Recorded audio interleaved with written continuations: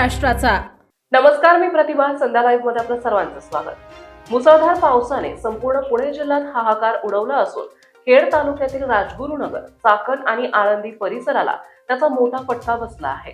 सलग कोसळणाऱ्या पावसामुळे जनजीवन विस्कळीत झाले असून अनेक ठिकाणी पाणी साचल्याने वाहतुकीवर मोठा परिणाम झालाय। पुणे नाशिक महामार्गावरील वाकी येथे मोठ्या प्रमाणात पाणी साचल्याने महामार्गाला नदीचे स्वरूप प्राप्त झालंय। त्यामुळे या मार्गावरील वाहतूक काही काळ पूर्णपणे ठप्प झाली आहे। अनेक वाहने पाण्यात अडकली होती। अडकलेल्या नागरिकांना स्थानिक ग्रामस्थ तसेच अग्निशामक दलाच्या जवानांनी सुरक्षित स्थळी हलवून मदत कार्य केले। तीर्थक्षेत्र आळंदी येथे इंद्रायणी नदीवरील 4ही पूल पाण्याखाली गेल्याने वाहतूक बंद करण्यात आली आहे। राजगुरुनगर येथे भीमा नदीवरील बंधारे ओसंडून वाहत आहेत। ताज्या आणि महत्त्वपूर्ण बातम्या पाहण्यासाठी आजच आमच्या संध्या लाईव्ह न्यूज चॅनलला YouTube वर सबस्क्राईब करा आणि बेल आयकॉन प्रेस करा।